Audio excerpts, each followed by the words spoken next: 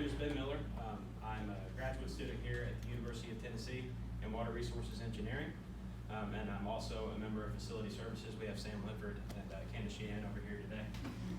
But today I'm going to be talking about unmanned aerial systems and whether or not they're the future of hydraulic studies. So first of all, I think we're all familiar with what they are, but I'll just go through it again.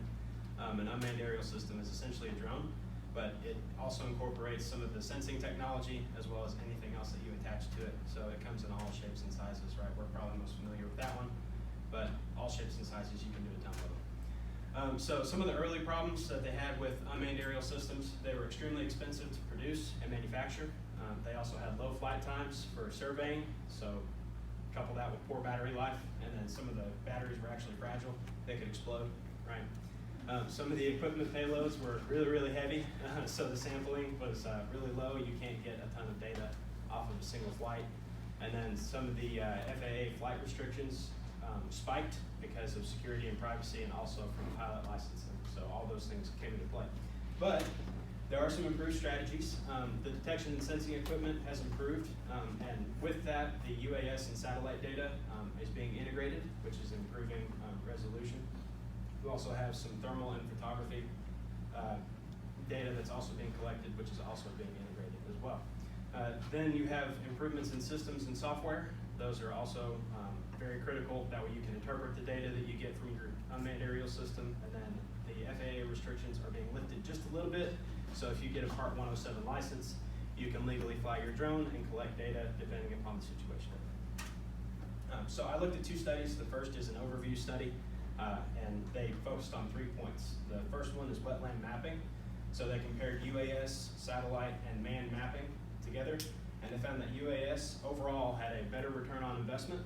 They had cheaper flight operations, and the multi-flight and automated flight capabilities were much better. However, there's a big trade-off, and that's lower spatial data collection per flight, which means that you need multiple flights, which is only a problem if you have a limited amount of time at a particular site. And then, I won't touch on this too much, but they had higher resolution of LiDAR data, right? So satellite LiDAR is typically what we used previously, but it shows very low resolution simply because it's far away. But when you integrate UAS data into that, you improve your resolution, and you also shorten the length of your data collection simply because it's improved, right? You have better resolution. And then they also looked at hydrological modeling, and they improved variability predictions across multiple studies. What does that mean? That means that they mitigated some of the data uncertainty and provided higher resolution. If you can't tell, resolution is a big theme in this. And then you also have a higher sample size and sample rate. So with more flights comes more data, so on and so forth.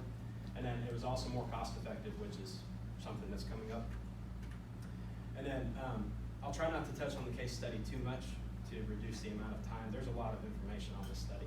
But they wanted to look at evapotranspiration modeling, which is the least understood factor in the overall hydrologic model that we look at. Like for instance, the water balance. We don't know a lot about evapotranspiration, but they looked at a commercial vineyard in California and tried to compare satellite data and UAS data and whether or not they showed differences.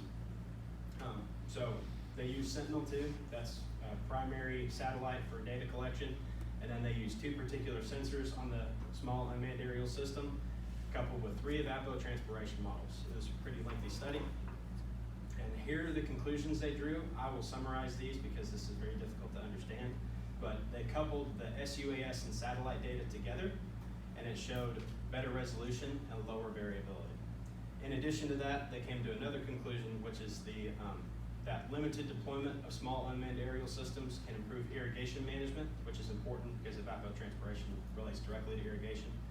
And then it also noted that important estimates of uncertainty in your satellite or EOS evapotranspiration data, it can eliminate some of that uncertainty. So I would be remiss if I didn't talk a little bit about what Facility Services does with small unmanned aerial systems. It would kind of be disrespectful, I guess. But what we're looking to do is steam line inspections primarily. So you can use FLIR imagery and thermal software to inspect your steam lines all across campus, and then you can improve your response time to the steam leak detection. And it's also expensive whenever you have a steam link because it costs a lot of money to produce steam, so you can reduce the cost of steam production. Furthermore, you can improve your campus layout and imaging. So for instance, marketing, right? You can sell the campus better, you can bring in more people to the campus. And then in addition to that, some of the geospatial data that we use at Facility Services, you can improve on that through GIS. So what are some of the drawbacks of using an unmanned aerial system? You can't fly it during a storm. Can't do that. So you know, if you want to risk your unmanned aerial system, go for it, but it's very dangerous to fly them, and you actually have to report that whenever you have a crash. Also, the FAA training and certification, it's a yearly or bi-yearly process depending upon what you're doing, and the cost of training your personnel can be really high if you're running your own business, for instance, so on and so forth. And then there's still some expensive upfront costs, but that's offset by the repeatability and the automation techniques that you can use to fly your unmanned aerial system. So, in my opinion, what are some upcoming applications? It's a cheaper alternative to traditional data collection methods, right? You can, like I said, repeatability and automation techniques is going to reduce your costs, more data collection, and then also the interchangeability of sampling equipment. During a single study, you could collect LiDAR, thermal, photography, it goes on and on and on. You can collect a ton of data per flight. And then also improved designs, right? Flight times, aerodynamics, and spatial data collection are going to improve.